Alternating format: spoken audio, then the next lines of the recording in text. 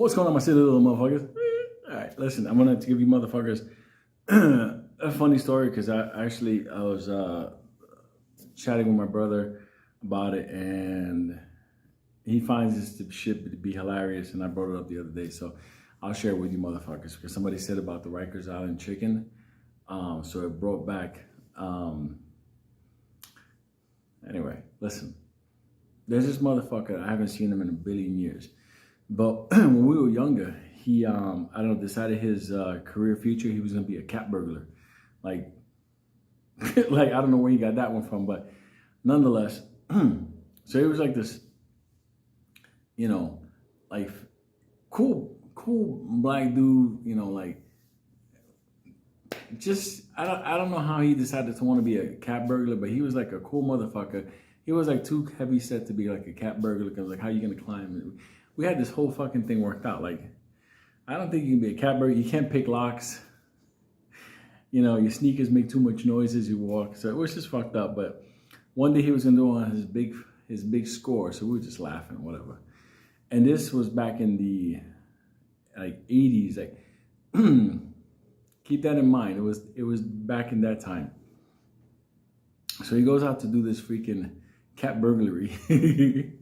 And he goes into like this brownstone in New York, and he's in there, crawls through a window, the whole thing, and he's inside the fucking brownstone. He's like, this is great, I'm a fucking cat burglar now. Wrong, motherfucker. All of a sudden the lights turn on in the brownstone, and these guys walk in with this chick, and they live in the brownstone. They're like, motherfucker, what are you doing here? So him not understanding that cat burglars can get fucked up, he didn't have any weapons or nothing, so he just thought about something that was happening during that time. Back then, everybody was afraid of, you know, HIV/AIDS. So he turned around and told the guys, you motherfuckers better back up. I got AIDS. I'll fucking bite you motherfuckers. He thought that was his defense. Motherfuckers weren't gonna fuck his ass up. Well, he made a mistake because these motherfuckers went into their fucking winter coats. They put on fucking gloves. They fucking started throwing fucking all kinds of fucking hits. They even Timberland his head. They fucked him up cold. They knocked his ass out. Cops came. They took him. They took him to this fucking place. Put it this way. When this motherfucker regained consciousness, he was handcuffed to like a fucking bed in Rikers Island inside of a fucking AIDS ward. And he's like, what am I doing here? What the fuck? And the people that are there, everybody there is like a fucking, you know, like has, you know, HIV. They're like telling him like, guy, relax, you got arrested. You're in the HIV unit in Rikers. He said, what the fuck am I doing here? I don't have HIV. And they're like, dude, chill out. So the CO that's there is telling him, yo, dog, you told people you had HIV, so they're going to test you in a couple of days, but for now, you got to stay in here because you can't be with the rest. He's like, I don't got no fucking HIV. Every time somebody walked by with HIV, because everybody was terrified of, you know, HIV during those days. That was like the real scary shit.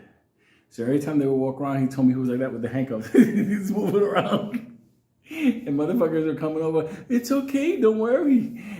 They'll take care of you. You have the HIV. Told motherfuckers that spots on their fucking heads. They look like they were melting. He said all fucking night long he was sleeping with the blanket. That's fucking looking around. He said, dog, I was surrounded by a million motherfuckers with HIV. And he's that fucking handcuffed. He couldn't get away. He said it was so fucked up. He said, because he said, I don't got HIV. I don't got to be here. And they were like, well, you got HIV now because you're with us. And all of a sudden, like later on in that day, this fucking guy comes up to him and says, yo, I understand, man. I understand what you're talking about, man. I understand you don't got HIV. I feel you. Because I don't got HIV either. So obviously now handcuffed, he's like, really? Because I've been telling people I don't have HIV and they don't listen to me. Oh my God, why are you here? He's like, no, you know, that's how it is. I did a crime and everything like that. And, you know, but I can tell you, man, I'm going to do some time, but I don't got HIV. And he's relaxing now. He feels he has an ally, somebody that can watch out for him.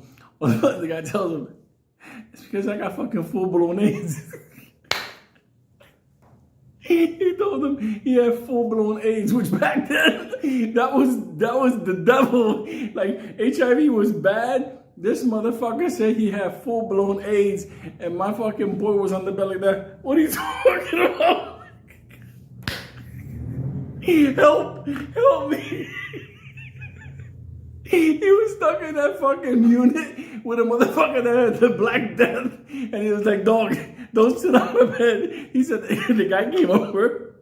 Motherfucker's gonna die. The guy came over and sit on his bed. No, but tell me, you know, how's life outside, man? You know, because ever since I caught AIDS, I don't really go out much. Let me tell you something. He said all night long, it was like that. It was like, yo, let me tell you something. To this fucking day, whenever I see that motherfucker, I still say to this day, Harlem's first HIV case. I call him all the time the Hood HIV. But he told me when that guy told him, I don't have HIV. I have full-blown AIDS. He said his fucking soul left through his fucking feet. I can't. Good night, motherfucker. Fuck me, man. He told me motherfuckers there had spots and fucking warts on their neck. Motherfuckers just like, do you want some tea? He was like, no, motherfucker, I don't want no tea. After 3 hours, he was like, can I get a little bit of tea? When you're fucking thirsty, let me tell you something. It's funny because he told me, listen, after that motherfucker said he had AIDS, he said he was down with the motherfuckers that had HIV. He said, because that was the devil. And he walked around like nothing. I'm never going to die. That motherfucker died. And before he died, he told him, listen, let me tell you something. It's not that bad when you get AIDS. He was telling him, motherfucker, I don't want AIDS. He's like, but you look like you have a little bit over here, the signs. He said that once he got out of that thing, he went straight to the doctor. He's like, what's going on over here? He was traumatized for so many years thinking he caught the HIVs. You can't make that shit up. Love you, motherfuckers.